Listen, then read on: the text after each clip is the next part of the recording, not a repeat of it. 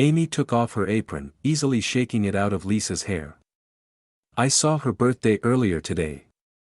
She turned to her partner, carefully folding her tools. So, she nodded curtly, continue to do the styling of a full lady. Constantly customers, just keep yourself in control, she shook her clenched fist. Do not be fooled by Granny Smith's coasters, Emily just grinned. Granny Smith, her current mother-in-law, is still an entertainer about framing. But today the woman categorically did not want to spoil her mood, everything is lived. Brian's holiday. Catherine will try to be the ideal wife now, even rushing across town to the pastry shop where she prefers to order pastries for her beloved mother-in-law. Mom, there is a birthday cake, she looks after her son. So what if the daughter-in-law moves on 2 transporters, and Peterson is shaking? Amy is young, she is not used to driving. She had already put her foot on the running board of an approaching bus when her mobile phone, or in a different voice, the phone said, "My husband, I invited Jessica Michael to the celebration. Do you mind grabbing the handrail?" Amy tensed helplessly, looking around. Hurry up, an hour. The salon is full. Of course, she was against it because Jessica is Brian's ex-wife, but her current husband Michael is her husband's direct boss. Try to object, especially since Brian hinted at the upcoming promotion. The woman was tensely silent, and Brian on the other end of the phone giggled, but okay, don't get worked up. Jessica is long in the past, and her birthday is a great reason to butter up Mike so that he copes with emotions and even smiles a little. Well, this is your holiday. With such a low degree of mood, Amy quickly rushed to Jessica Michelson. Brian worked in the same company 8 years ago as a novice accountant. Jess left Brian as a supplier for the new boss Michael. Brian did not come to get a haircut but at the same time complained about the betrayal of his wife, who was very hard going through a divorce. Amy, out of kindness, listened to the poor man. There is no better psychotherapist than her own hairdresser, and the conversation about the former gradually faded away. It seemed that Brian was completely immersed in the new family relations, although it happens to be a spouse at corporate events. Amy noticed what Jessica throwing at her husband. Probably still loves, but a calculating mind does not allow her to part with the well-off Michael. The woman immersed in sad thoughts barely dragged a huge cake box to the entrance. She was feverishly thinking how to open it herself when suddenly the door opened. And Ashley clung to it, not letting it fall. I'm sorry, I almost dropped it, the girl asked. What are you doing? Gloomy Amy slowly freed herself, thinking about her own. Suddenly, she heard, now you are baking cakes. Haircuts were abandoned, and Ashley clearly wanted to talk to someone. Well, that's right, she did not let up. Emily said that you completely lost your qualifications, and hugged her like a lap dog. Amy turned a heavy look at the neighbor, and, realizing that she was shocked, Emma hurriedly retreated, cursing. Amy slowly moved the heavy box to the 3rd floor. Olivia, of course, never hid that she was very upset with her son's choice of how to throw away a promising accountant and marry a hairdresser. Well, for many years now, her mother-in-law only cut her hair, and Amy never heard any complaints about herself as a master. The woman flew into the empty apartment. Carefully, she put the cake box on the table and shook her head, dismissing the painful thoughts. Today is a holiday, besides, she almost succeeded. Now she decorated mimosa dill sprigs in a nice salad bowl when the front door slammed. Olivia floated out into the hallway, dragging her first-grader grandson Jake by the hand. Well, look who you've brought up, panted the angry mother-in-law. Jake unsuccessfully tried to hide a torn school backpack on the nightstand, rushing past them along the corridor with a stack of plates. Amy just shook her head, she would talk to her son later. He hurriedly stomped into the kitchen. I have something to tell you. Amy did not have time to answer, as the lid of the pot in which he was getting up was heard ringing. Olivia's nasal voice, oh, what a girl she is. Your mother-in-law had poked her nose into the refrigerator and was now disdainfully stirring yesterday's soup with a ladle.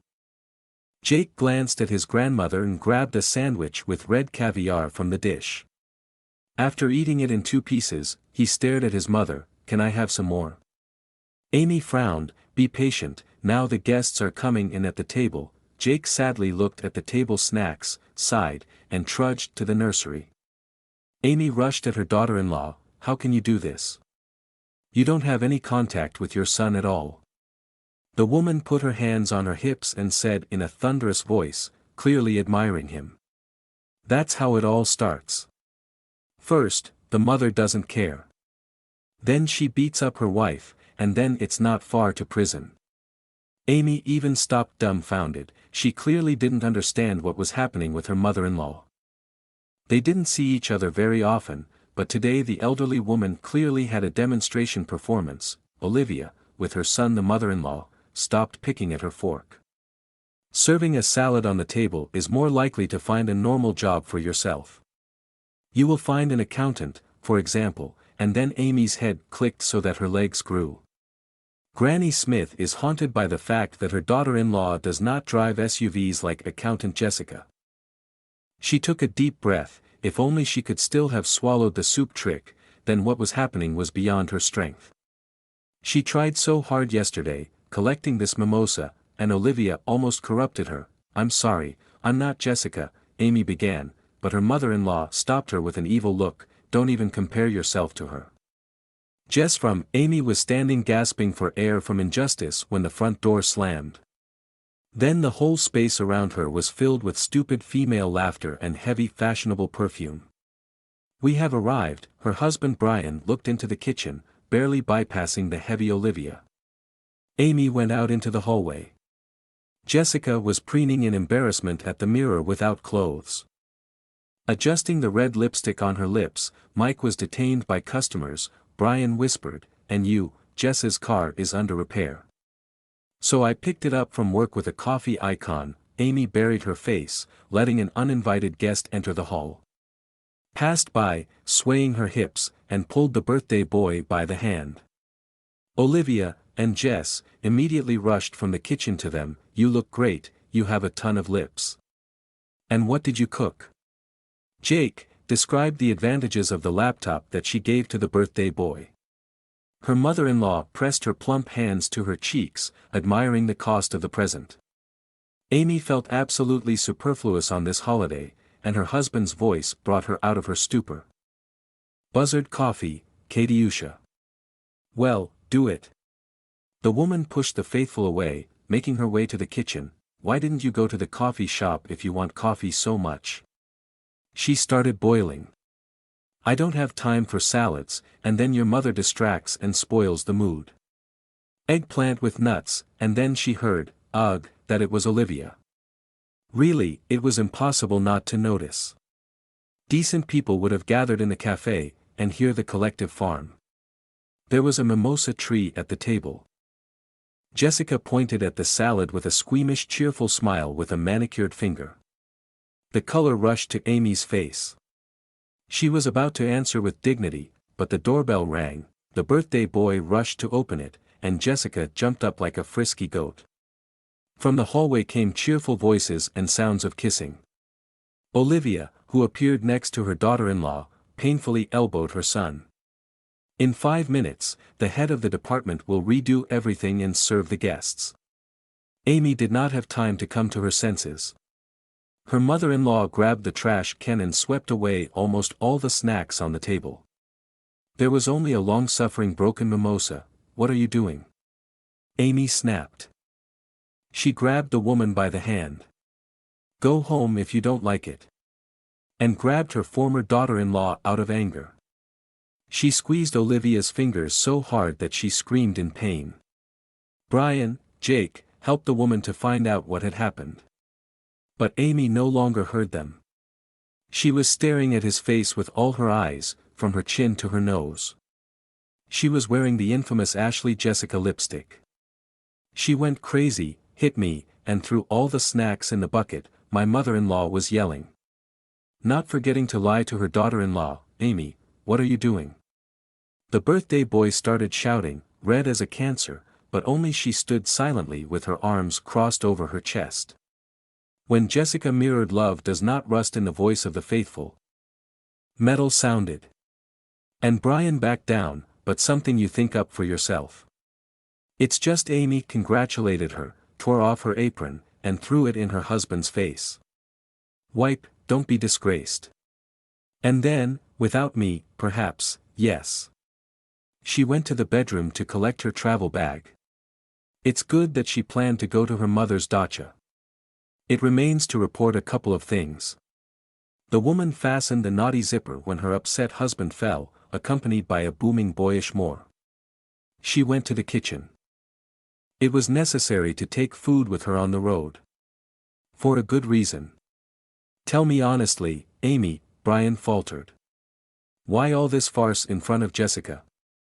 Pavidalatia or that I left, the spouse angrily snapped.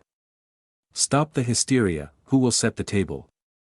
The woman flew into the kitchen and smiled wryly. Megan was standing by the window, viciously puffing a thin lady's cigarette. Who will set the table? Almost fun, Amy asked. Yes, here she is. A woman took a torn plate of mimosa that stood alone on the table and slapped the hated liar right in the face. She paused for a moment, looking at the elongated face of Samuel, who had arrived unnoticed, like a fish thrown out of water. He was gasping for air, shifting his angry gaze from the blessed one in the salad to Brian in her lipstick. He had long suspected his wife of infidelity. As a gift, Brian will get a kick in the ass from his company. Amy picked up her son's backpack and pushed him towards the door. She has a nice apartment left by her grandmother, and she will not see these freaks. And the divorce court, of course, will have to give up the profits from renting out her grandmother's Kopek piece. And with her profession, Amy will not disappear anywhere.